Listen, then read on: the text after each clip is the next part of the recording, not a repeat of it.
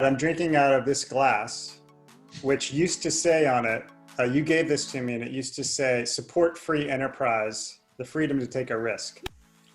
Do you have a clear, learned program where your sales team has been taught how to integrate content into the sales process? 90% are going to say no.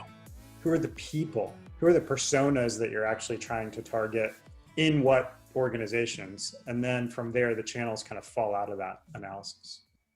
Oftentimes, you'll see companies take the time, and I'm talking a lot of time, to quote, identify their personas. And after they're done, they celebrate like they've done something. And they've literally done nothing. Yeah.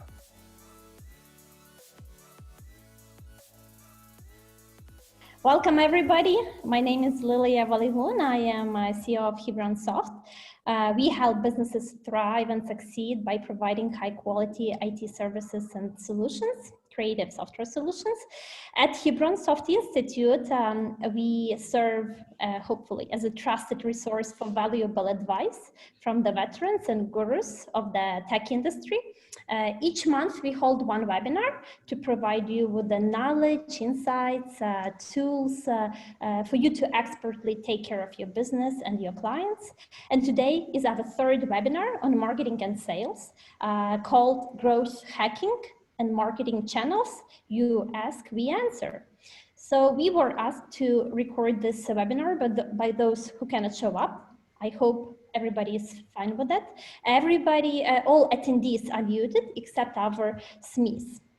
And to start this webinar, I would like to ask our viewers to answer 2 quick poll questions so that we have a better understanding of our audience. So I am setting up poll right now. Okay. Here we go. The question is, do you market predominantly to B2B business, B2C consumer, B2 government, B2G or nonprofit, or a mixture of all of that, or those?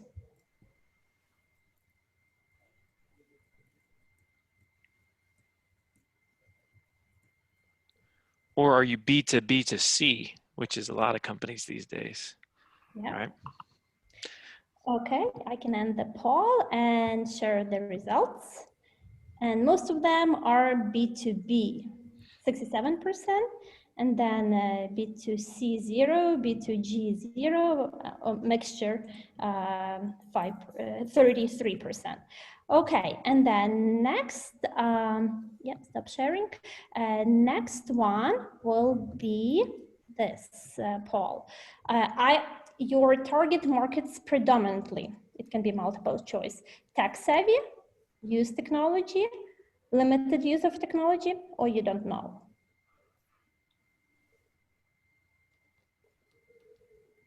Or wish they didn't have to use technology. There's another good one there. And I think the answer today could be very different than it was 4 months ago for some of these companies. Yes. Okay, I will end the poll and share the results. And we've got 65% use technology, 47% tech savvy, which is my favorite, 12% limited use of technology. Cool. Okay, so yes, so since both of our topics are within the broader topic of content marketing, I would like to introduce 2 of our panelists who are well known for their success in guiding startup companies to rapid solid growth. Marcus Sheridan and Todd Barr. Todd has been working mostly in B2B and Marcus in B2C space, but recently in B2B as well. Marcus Sheridan, as you know, is famous for his book. He's rated by Mashable, his book rated by Mashable as #1 marketing book, and Forbes listed it as one of 11 marketing, as 11 marketing books every CMO should read. And Todd Barr is Chief Marketing Officer of GitLab, which creates software solutions and also offers a platform for authentication, authorization, DevOps, core, etc. Personally, Hebronsoft has been using GitLab services from day one. And Bill Barr will be our facilitator for this discussion. Bill has recently retired from a career in sales and sales marketing management, where he represented Sales Performance International and their solution selling methodology. Bill has been helping Hebronsoft as on advisory board and has been helping our department, sales and marketing, with our efforts. So Bill, welcome. Thank you very much, Lilia. And it's good to be back with you again today, and with Marcus and Todd as well. Full disclosure, Todd is my son, and so I'm very proud of him, of course. But he introduced me to Marcus and put me on to Marcus's book. And I've just been so charged by reading your book, Marcus, and learning more about your situation.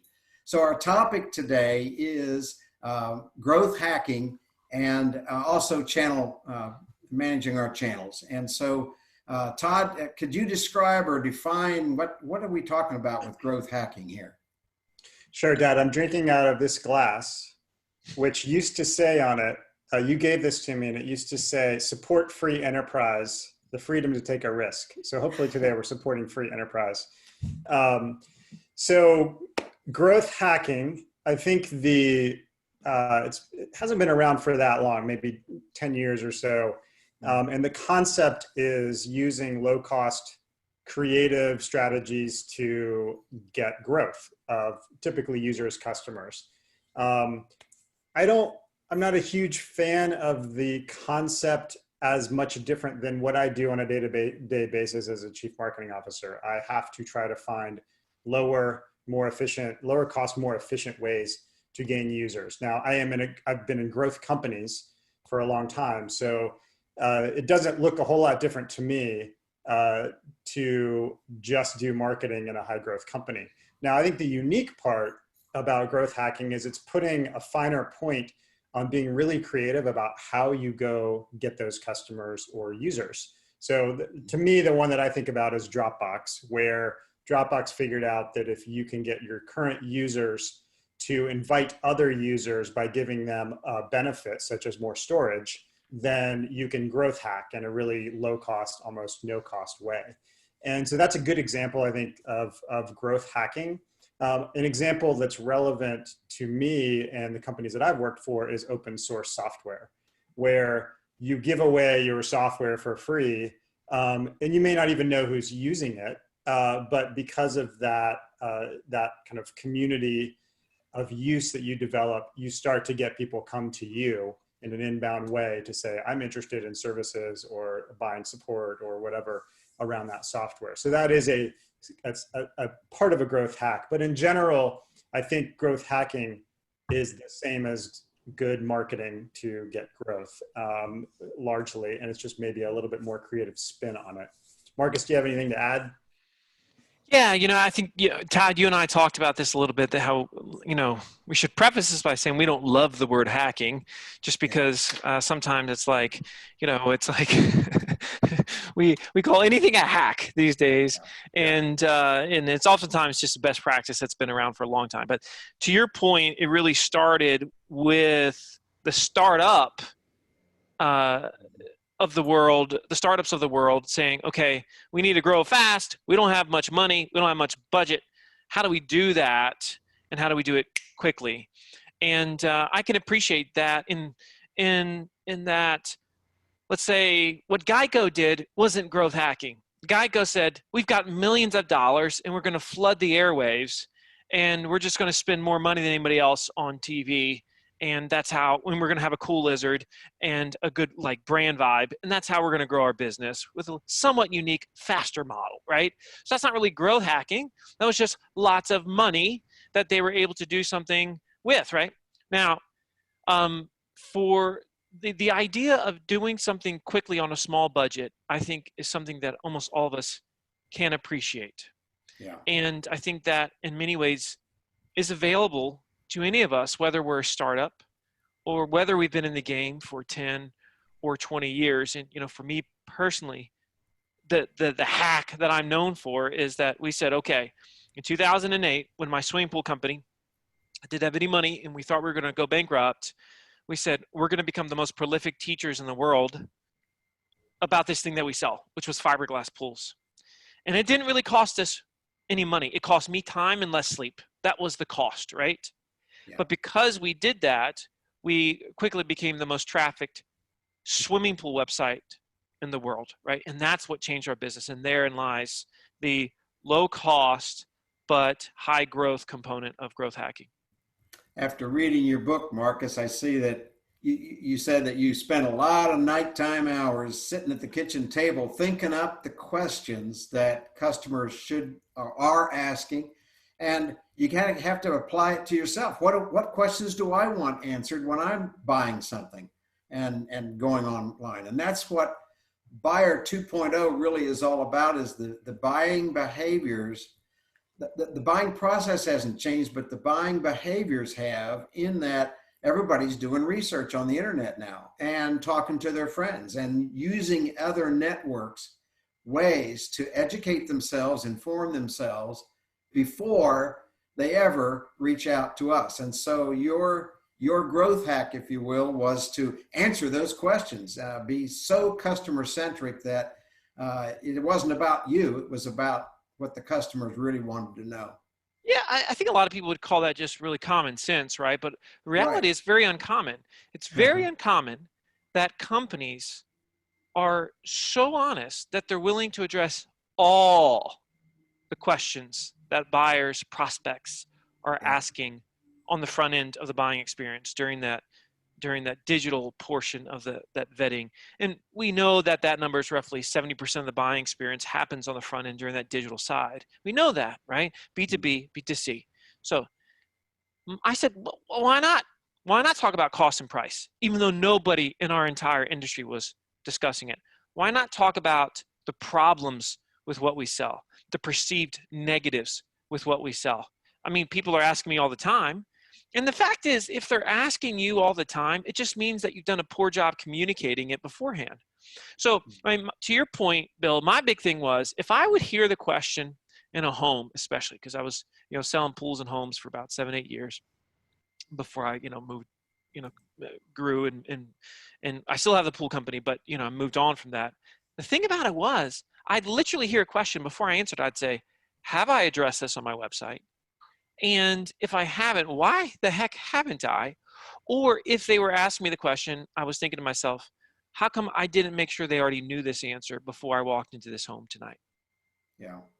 There's kind of an assumption that I think a lot of marketers and sellers think that the only way that someone's going to buy something from them is if they don't know about certain things. And if you're in that position, I would argue that you need to work on your product, and you need to work on your support, and you need to work on how you treat your customers, because that's the problem. It's not that you have a marketing problem, you have an offer problem. And so be transparent about the good things and the bad things, why you win, why you might want to pick something else, shows a level of confidence in your offering that people will be attracted to. And then they'll be like, wow, it's trust, certainly, in you and your willingness to share that information. But it also helps them realize that, well, there's probably not something behind the curtain that this person's trying to hold back from me. And I think that we're finally kind of past that shift where people have realized that's a better way to do things than sort of keeping sales and keeping your price like completely hidden on your website or things like that, where it causes somebody to have to engage with you in a certain way that you can control. You're already sort of off the path when you're doing it that way. Yeah. Todd, I just got to add one little thing to that statement that I've, oftentimes made, and I believe in it so much, and that is this, that buyer ignorance is no longer a viable sales and marketing strategy. And it really was before. Like part of our major strategy in the 90s was they probably won't find that out. They probably won't find out about that other option, that other technology, that other methodology, that other price, that other company, whatever that thing was. That was buyer ignorance. And even though buyers today may start uninformed, generally speaking, most of them become extremely informed by the end. And so if you just say, look, buyers aren't dumb. They're going to figure this stuff out. So they may as well figure it out for me. It's a beautiful, beautiful place to be because it opens up your ability to communicate and teach unlike anybody else in your space. Mm-hmm. Mm-hmm. You know, that was really true, Marcus, which is why in all the sales training I used to do back in the 90s and 2000s and even before that, it was about training the seller to educate the customer. Mm-hmm. And that really was what we were working with. And so we taught them a lot of questions to learn, to practice so that they could bring it out of the customer and for the customer to self-discover. Well, now they can do that. Customers self-discover. They answer their own questions if they can find the information. And so having a way to find that information before they ever reach out to us is what's critical. The other part of this webinar was supposed to be on channels. So where do you find the best channels? And I'm going to make another disclaimer. Marcus, though you had the first experience in B2C with your pool company and still do that, I found that I can learn a lot from B2C techniques and marketing and approach and philosophies to apply to B2B. And that's because every one of those B2B buyers is a person, an individual, and they tend to follow the same kinds of buying process and the same kinds of behaviors that they do business-wise as they do. Just because they have a business card doesn't mean they don't do the same thing, same research, the same work. So let's talk about channels for a little bit. How do you get people? What channels are best to drive people to your website and or other places to get some of those questions answered, to start to build that trust that Todd mentioned? You want to go first, Todd? Sure. I'll just give you some anecdotes from my experience, which is I feel like I'm feeding right into Marcus's world here, but inbound marketing is the best channel for getting, and inbound marketing is another term for answering people's questions and making sure that you're there when they're searching for the relevant topics. So if they're searching for topics about your company, branded topics about your company, or they're searching for things that you do in both, for me, it would be DevOps software, or very specifically DevOps software with security, or some, long tail term. We want to be there for them when they search for that. And so Google in particular is the place where we want to rank. That's the very best top place for us. That's where we get our most business from, people searching and finding us and converting on our website into trials. After that, everything else is a paid, relatively expensive method. And so you have to balance that. And so for us, we certainly do some digital marketing activities. It turns out we thought LinkedIn would be better, but Facebook is converting better for us right now. Things like that. We do some of that. And then we also play, because we're in B2B technology, we go to a lot of our partners' events, which are now all virtual. And we try to make sure we're in, our larger partners' ecosystems. So for us, that's Amazon Web Services, or, VMware, or other technology companies that have a bigger footprint than we do. We hope to be there and start to capture some of their audience. And so those are probably the top three for us. Then there's sort of this long tail of other things we try after that. So that's kind of the top three for us for gaining new customers. Marcus, you have a thought on? The one thing I would say about channels, and obviously I'm in line with everything that Todd just said, is it's really important that we recognize you're better off. We've all heard the phrase, jack of all trades, master of none. Yeah. And you see this a lot with respect to companies and their marketing approach. They try to be a jack of all social media trades. They end up being a master of none. It's like me personally, for example, I didn't really just become good on a social media or in general, or a social media platform, until I stopped paying any attention to anything other than LinkedIn. Now, I don't think that's the right fit for every business or organization, but for me, that's where my core customers are. Not for my pool company. My pool company is a little different, but for me as a speaker and as an agency owner, definitely LinkedIn's a place, right? So I put all my concentration and efforts there. I don't spend any brain power, energy anywhere else. And it really was the same way for my swimming pool company. At first we said, okay, we're going to be great content producers, and we did it mainly through text. And we just dominated when it came to search and just general user experience on the site. Then it was YouTube, and we became great at video, really great at YouTube. Then it was a situation where we started to introduce some social media. And I think too often companies try to do it all at one time, and they end up just being incredibly average or less than that. One other thing that I would say about channels, and this is the one channel that everybody tends to forget, and it's the most available channel to us, and that is this.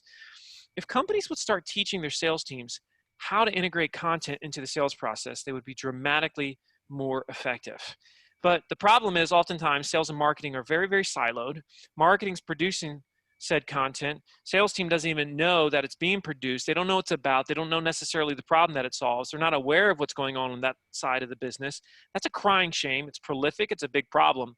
And so if the sales team is helping to dictate essentially the editorial calendar of content, if they're helping produce said content as a subject matter expert through text, through video, whatever that thing is, and then they're aware of it and they start to really inject it and integrate it into the process of dealing with a prospect and moving that prospect down the funnel faster because of the fact that they're so well informed before, during, and after the conversation with the salesperson.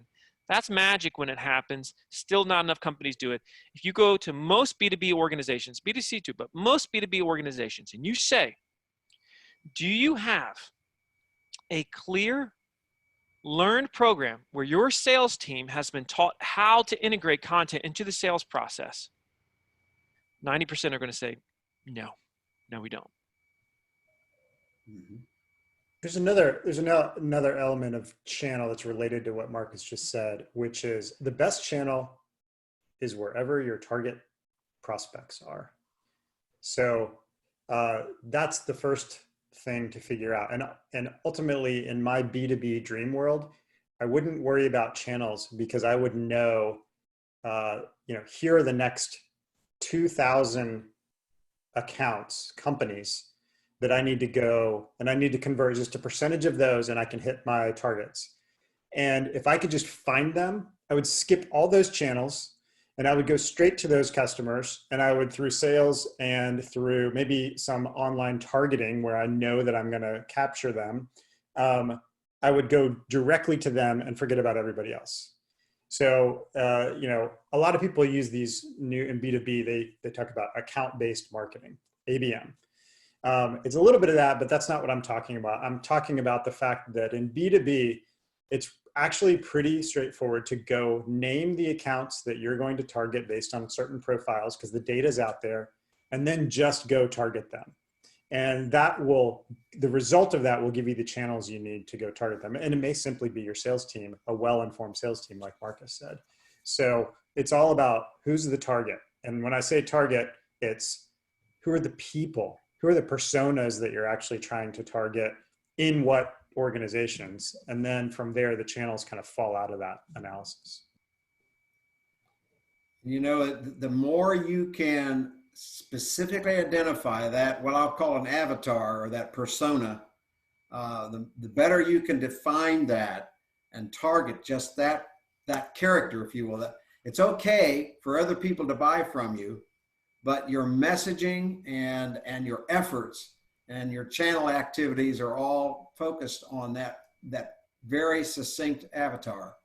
I do have to say one thing about that, though, Bill. There's one thing that is a pet peeve of mine when it comes to personas, avatars, etc., and that is oftentimes you'll see companies take the time, and I'm talking a lot of time, to quote, identify their personas.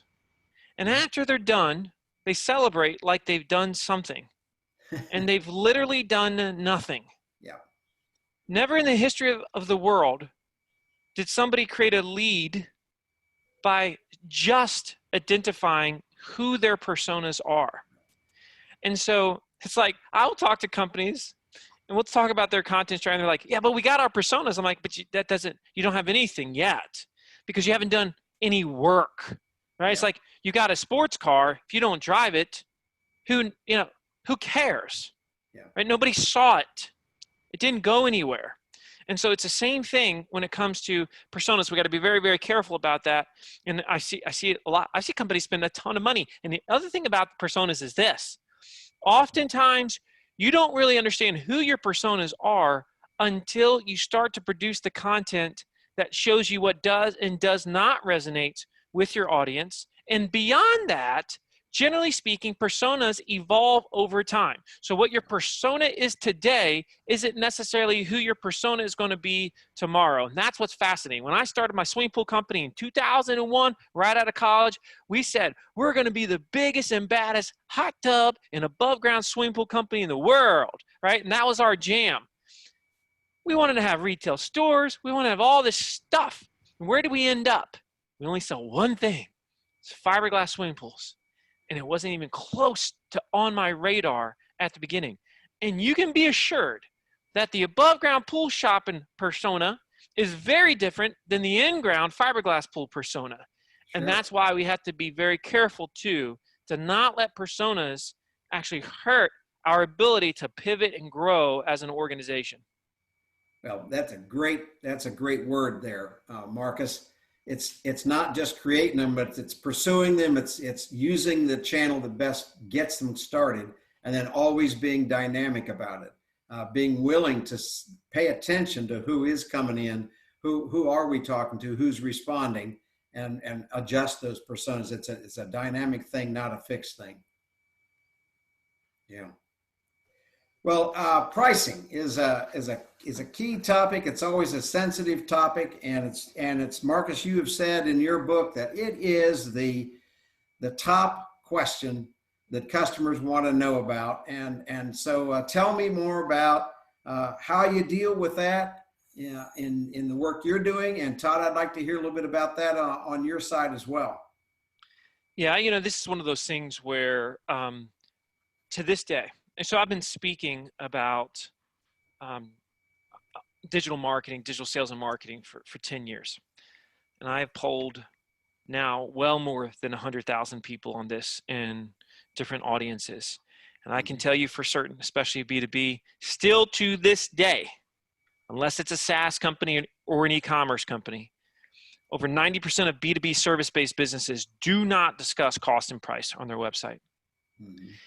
Question is, why? They're still living in 1995. That's the year I graduated high school, by the way.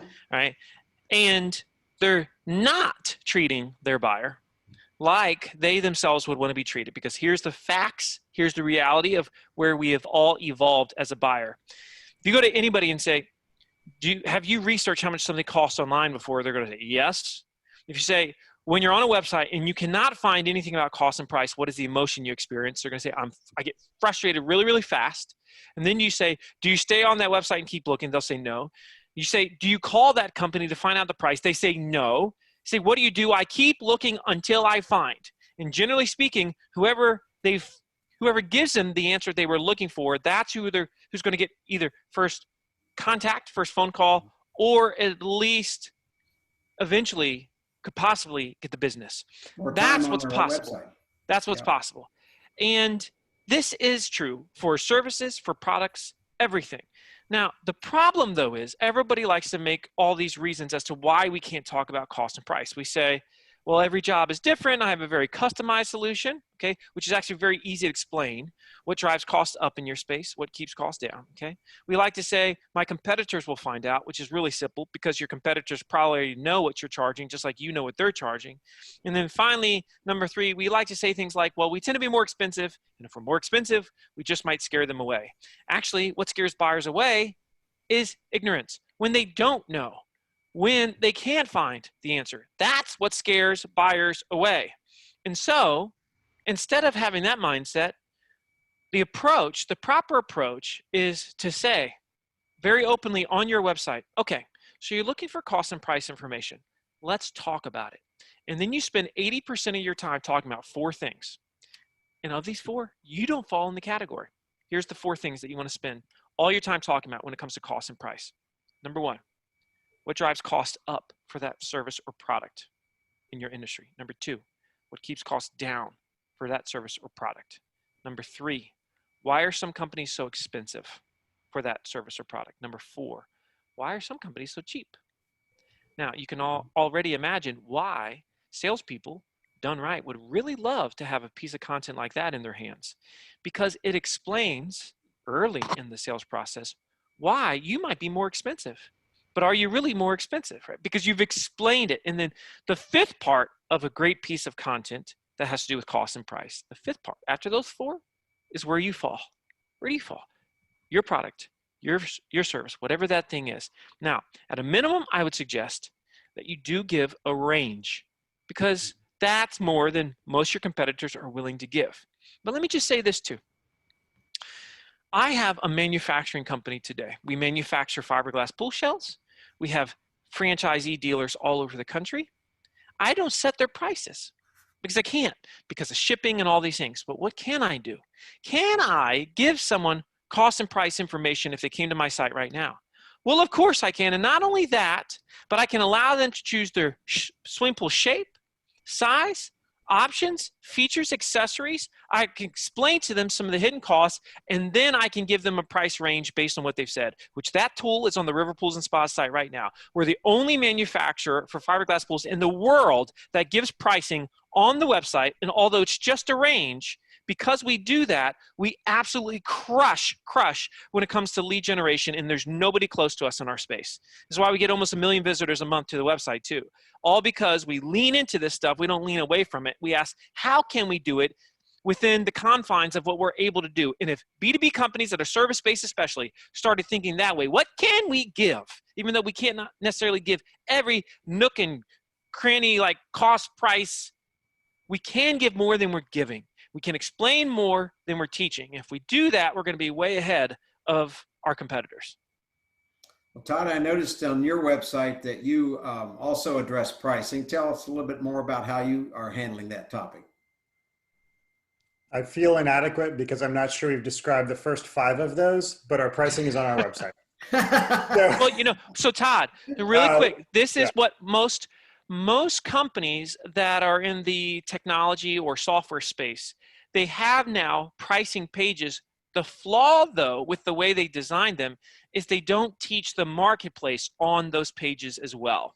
Yep. And that's the issue. So in other words, if there's lots that do this. HubSpot does the same thing, right? And so HubSpot has a pricing page, and then you see the different levels of HubSpot, but right. You don't really understand what can I expect if I'm pricing out marketing automation software? What can I expect if I'm pricing out CRM? Why are some expensive? Why are some cheap? This is where they fall short. This is where most SaaS companies, most technology companies fall short as well. So I appreciate you actually mentioning that, Todd, because that's the thing where most need to improve. The fact, though, that you do talk about it, that's a big win. Very big one. Yeah. I've actually tested this because at a previous company where we had very limited, if kind of the call us for pricing. And then we flipped and did the transparent pricing. Actually, we had transparent pricing, and then we're like, hey, we need more touches with our sales team. So let's put call us for pricing on there and test that. And needless to say, we went right back to putting our pricing on our website because we got more velocity, we got more quantity of people interested, and we realized it wasn't people just aren't calling us because pricing's on the website. It's actually sort of intuitively opposite, because you think, if they can see the pricing, they're going to go away because it may look too expensive or too cheap. But actually, Marcus is exactly right, and I've tested this with A/B testing.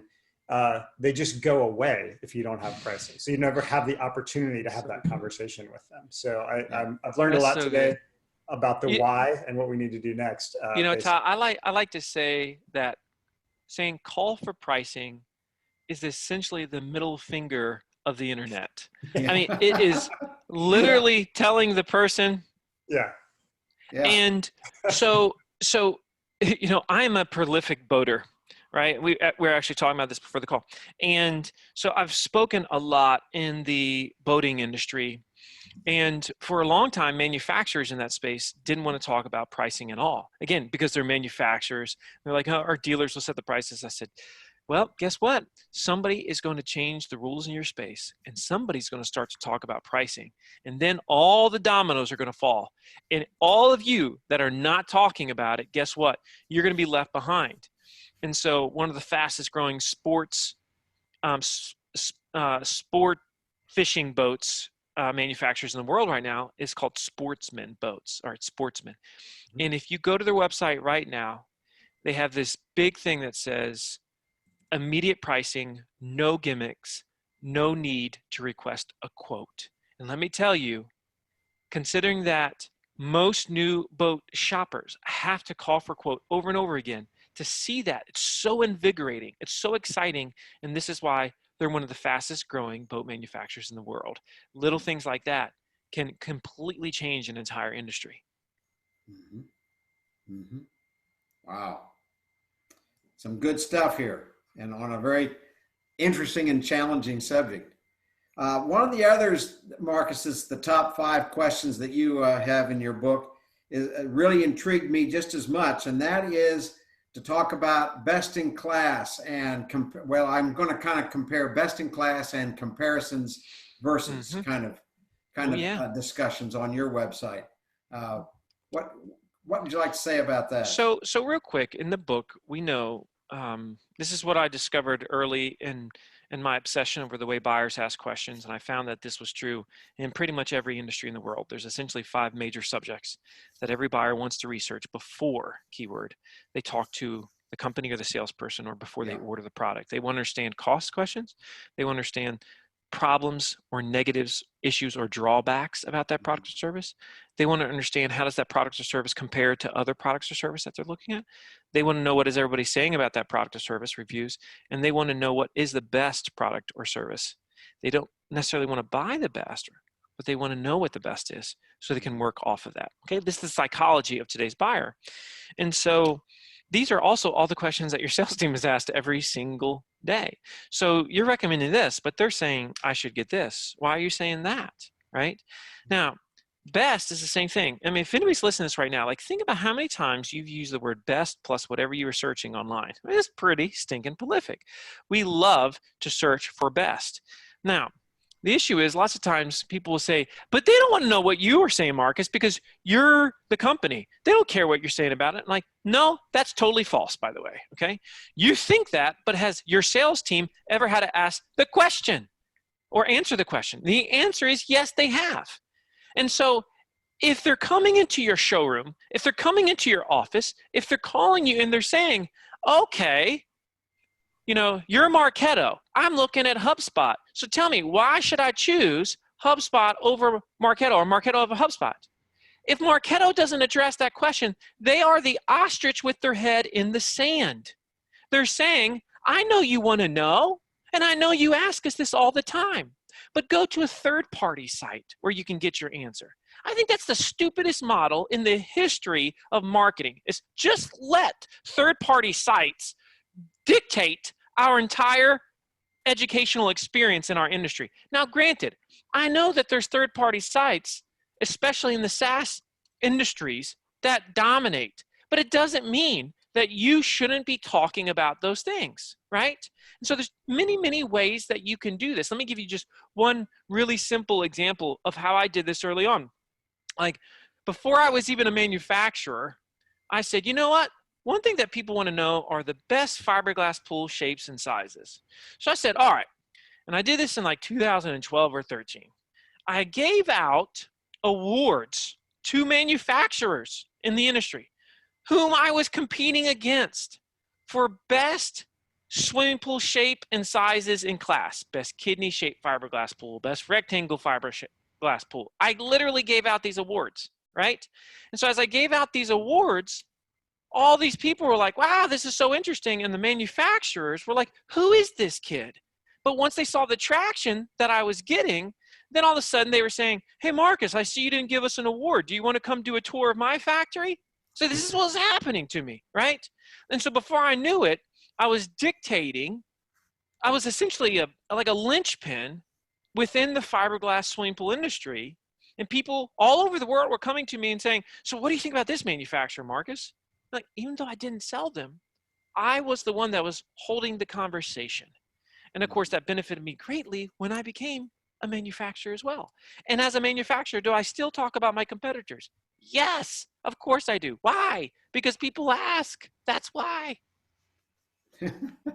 Todd, what are you doing on the comparison versus or the best in class?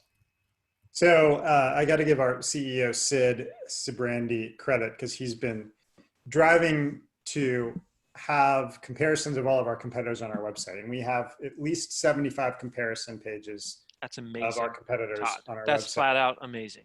And what the needle we're threading right now is that we're actually trying to, we've hired a firm that's a third-party firm to do the review that we're putting on our website. Okay. So we may lose on some of those, but we're doing that because Marcus may be right that they would be fine reading our opinion of it, but we're also trying to say, well, here's what a third party is saying, but we're putting it on our website. And that allows me as a marketer to put conversion opportunities on that website. And so I'm trying to do kind of get the best of both worlds there. I think that's great though, Todd. I think that's great what you're doing. You know, I don't think most companies could afford to do that. The fact that you're doing that and willing to stand behind the results is extraordinary. It really is, because to your point, you're setting yourself up at times to, quote, fail, right? Yeah. By having a third-party site do this. And so my issue with third-party sites is when we say the conversation is not going to be had on our house. It's going to be had somewhere else. Yeah, that's the flaw of the third-party site, right? Because if they're having to go somewhere else to get their questions answered, that's when I go crazy and consumers and buyers go crazy. But if you do like Todd and you have the capabilities to have a third-party site, gauge it, test it, study it, and then produce the results, and it goes on your site, you own it. Now that's glorious. You're saying this, Todd, I'm like, I got to do a stinking case study on GitLab. This is dope.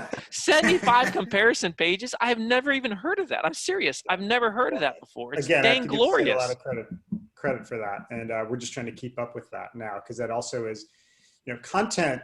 One of the hard parts about content is you have to really if that's not evergreen, it changes. And once you get up to 75 competitors, it's that's tough. Daunting. It is a cost, but I think we just redid a page with more conversion opportunities, and it's already working. It's getting more traffic and converting into people reading more content. So, and let me guess too, Todd, I'm assuming your sales team loves those 75 pages, because there's no way they can remember the differences. So they can use that as a reference point all the time. Arguably, a large percent of the traffic is our own company, but that's okay because that's important content. No, right. But that allows a salesperson that starts tomorrow to have an immediate answer they can find. Yep. That was company doctrine, the gospel according to us, right? That is a comparison between them and a competitor. That's a huge deal. Many salespeople will have to wait years to get that intel because it's not in one repository. You've made it in one repository for them, which is beautiful. Yep. Lily, it's time to ask questions that have come in from our viewers. And so I'm going to cut this discussion down to have you share with us what are some of the questions that we have received from our viewers. Yeah, so we've got one for Todd, one for Marcus, and several others for both Todd and Marcus. So let's start with the first one for Todd. What are top 3 online marketing tactics which works best for GitLab's distributed remote prospect space? So I think we already answered that, so I don't want to spend a lot of time on it. You know, inbound and search are the number one. So content marketing and also having free software on the internet helps. And the piece of that that was interesting is the distributed remote prospects. So one thing that's unique about GitLab is we're a 1,300 person all remote company. We have 1,300 offices. And that was unique for us in this pandemic because we didn't have any disruption in work other than our kids were home and our, you know, partners were home. And so, you know, there was a lot of disruption in the world. And now what's interesting is that it's caused us to dramatically shift the tactics we're doing because we were doing a whole lot of events before going to these other third party. Remember I talked about going to other people's events and trying to kind of get our brand there. And that's now all virtual. So we are addressing the virtual kind of everybody being at home and distributed with virtual events and continuing our push in digital marketing now. So I'd say we'll leave it at that because I think there's you know, some other interesting questions here to answer, but it was similar to what I answered before. Okay. Well, one for Marcus. What online marketing shift has been most established now and to become permanent in the post-COVID-19 era? I mean, somewhat to what Todd was saying just now, I think the biggest shift that we're seeing is just the awakening of what is possible with respect to virtual selling. I know personally, I have been training a lot of sales teams in the last 4 months on how to have extremely effective virtual sales calls, right?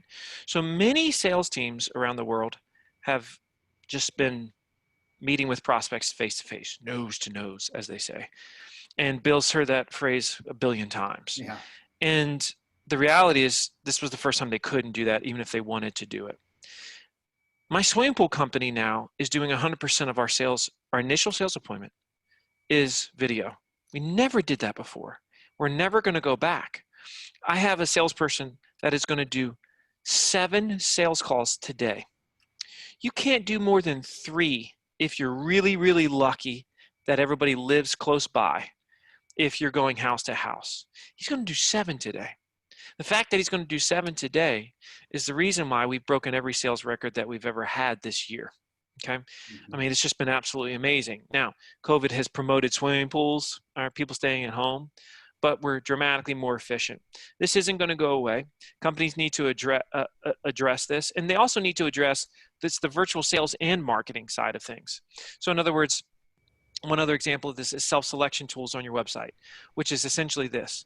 Can you mimic the exact, essentially, sales conversation they would have with a salesperson of yours? Could that be mimicked on your website through a series of questions to the point where you're able to give them a recommendation, right? So in other words, like with Todd's company, it might be, what is the best plan for me? What, you know, because I'm assuming there's, Todd, you might have, I don't know a ton about GitLab, but there's different plans, right? And so there's a series of questions that a salesperson would ask to say, okay, based on what you told me in your business, here's the plan that I would recommend.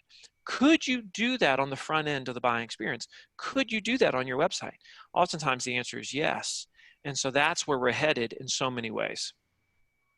I just want to add to that what's happened. So video, Marcus talked about how he started in text and then they became great at video.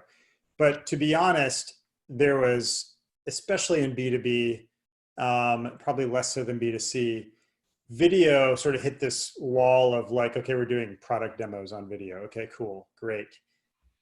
Now, what's happened is that everybody, the large majority of workers have become junior video producers. So we're going to see now an even more dramatic shift because everybody can record a Zoom call now. They understand how to basically, you know, people are getting lighting. I have lighting in my office. Like, that's ridiculous. But there are many, many people now who can do that. Your marketers, your salespeople. I have salespeople who are doing their own podcasts now. So there is a pretty fundamental shift in that video and content that before had to be written by marketers is now going to be even more available if you make it happen. And that's the big if, right? If you set up your company to be able to do that, if you change people's job descriptions to be able to do that, if you incent that type of behavior, it will happen. If not, most people will go back to what they were used to before. And so it's going to be another opportunity for companies to break out because you're going to operationalize what you learned. And video is one of those areas, and just kind of rapid, small video content creation is going to be even more going forward. Yeah. Good. Well, maybe we'll answer a couple more questions. What tools are best for measuring ROI for marketing efforts in B2B companies? All right, I'll start this one, Marcus, and then you can agree or disagree. So B2B, and I'm going to remember the perspective is I'm in larger B2B or growing in larger B2B companies with a lot of different tactics. Marketing ROI has always been hard to actually figure out how to do that. And it is only harder now because of what we've already talked about, which is consumers going out and finding information themselves. And all these new digital channels gives you more and more data that's harder and harder to parse. And so there's a term called attribution. And in my mind, when you're in a B2B company, which in our company, it takes 30 to 50 touches before someone maybe even interacts with us from a marketing perspective. They've come to our website, they've downloaded some content, they've viewed a demo. It's many of those before they even talk to us. We have to figure out a way to attribute those touches to a cost to get an ROI and then to a sale. And so it's actually not that easy. We are pretty far down the path, but we are using what I call linear attribution, which is basically every touch gets counted and you divide the sale by those touches. And that gives you some level of ROI if you have the cost as well. So it's not easy. I think of marketing, we used to have these wonderful little funnels, I think of marketing now as like a money machine. Have you ever seen a money machine? It's at a fair or something where you get into this machine and there's dollar bills flying around, but from this big fan, and as many as you can grab is basically what, it's fun at a fair because you can come out with a wad of cash. That's kind of how marketing is today, because we have all these people flying around searching for things and hitting our website. And that chaos makes it really hard to measure ROI. Unless you simplify the problem, or else you're counting everything. So that's kind of the state of the union right now, at least in B2B marketing. And so our path towards that is attributing every touch with a little bit of value and trying to figure out how much we're spending on those touches and which ones matter. Yeah. So some nice analogies there, Todd. What we do at my pool company and at my agency, pretty similar. One's B2C, one's B2B. And that is, if somebody buys from us, I always go back to the initial point of, we'll just call it attribution. And so, for example, if somebody had an initial contact with us because they landed originally on a cost article, then that I'm going to give the credit for the sale. And ultimately, the credit for the sale is going to go to what we would call at that point our content marketing strategy. If the person came from a social media campaign, came from a paid campaign to the site, so we're always measuring each one of those, we're tracking those, then we're going to give the attribution to that particular campaign, right? And so you're a first touch guy. Yeah, I'm a first touch guy. I'm a straight, yeah. I'm not really into the multi-touch thing, but I appreciate it and I don't disagree with it. But yeah. I'm definitely a strong believer in first touch, because I'm just of the mindset of the relationship very well may not have happened if that thing had not have made the initial introduction and put us on their radar. Because my pool company because we don't do all these different types of, let's say, advertising and marketing, and we don't do almost any paid, for the most part, it's either just social or search. That's pretty much what it is. And so because of that, I have this beautiful list of revenue from pieces of content that we keep, right? And so at the end of the month, I take the 20 different new customers that we have. I say, what was the first piece of content that they viewed, assuming that that brought them into the site, and that piece of content gets the actual credit for the sale, which is why if you read the Ask You Answer, you can see that, okay, that one single article made us $10 million in revenue. That one particular piece of content made us $3 million in revenue. That's how we're figuring that. The tool that I use is HubSpot. Yeah. So I think that's a great solution when what you're looking for is specifically a first contact and that they buy something. Where that falls down is when you have a complex selling motion where you have, you know, dozens of people at a company who have to get on board before they buy your thing. And your model is to get them in and then grow them over time.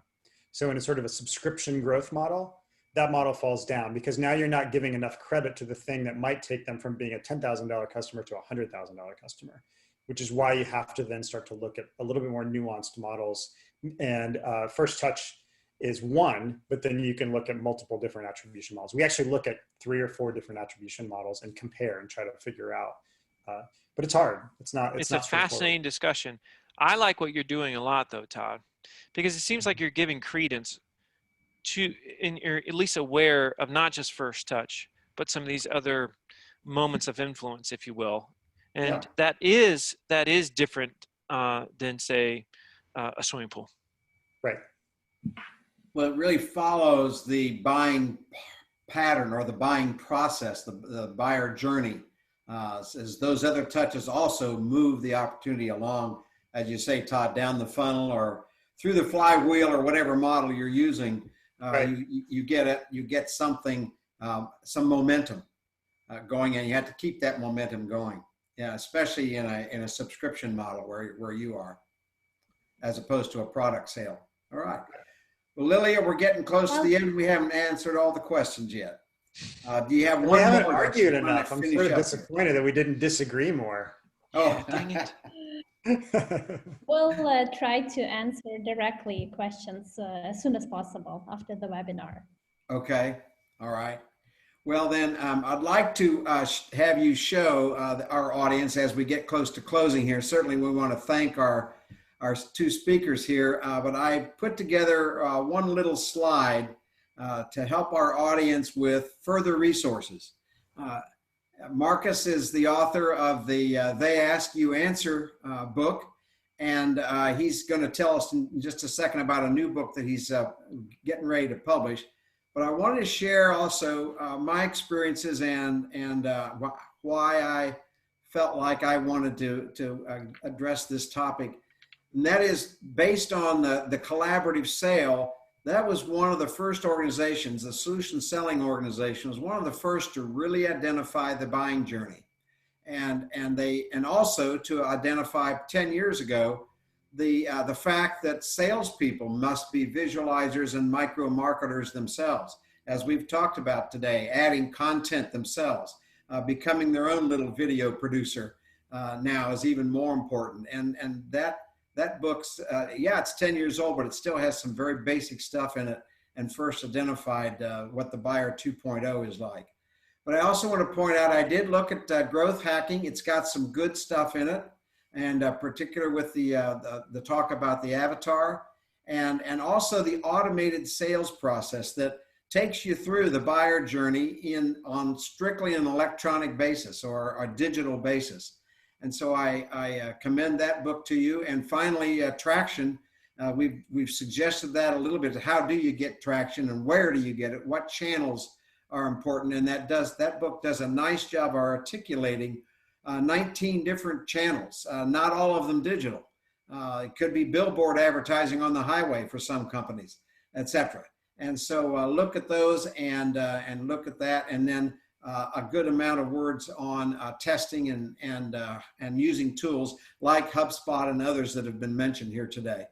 Marcus, give us just a thumbnail on your new book coming out. I want to give you a shot at that. I appreciate that, Bill. And just the quick skinny on this, it's twofold. It's how to create a culture of video within your organization, which is absolutely huge going forward. And it's also about going virtual as a company, whether it's virtual events or virtual sales calls, something that's crazy important for so many of us going forward. Great. Okay, thank you. Thank you, Marcus. And now, Lily, if you'll close us out here. I really appreciate these two gentlemen and the words that they've shared with us, and thank them very much. Thanks for having us. I would like to do one quick final poll from 1 to 10. How helpful was this webinar for you today? 1 is not helpful at all. 10 is extremely helpful. Please go ahead. I'll go ahead and rate it a 10. I learned some things. Fine. I learned some things too. It's good. Me too. Yeah, we are getting comments here. Okay, I will show quickly the results. So we've got 10% at 58, 10 at 58%, 8 at 25%. Okay, and one last poll is, do you plan to implement our speaker's advice from today's webinar in your marketing and sales departments? Okay. I got to run. Thanks, everybody. Okay, I'll share Thank it. you. Yep. Yes, okay, perfect. Thank you. Well, thank you, everybody. So thanks our audience and thank you our speakers. You will see the recording of the webinar on our website. All right, bye-bye. Bye all. Bye-bye.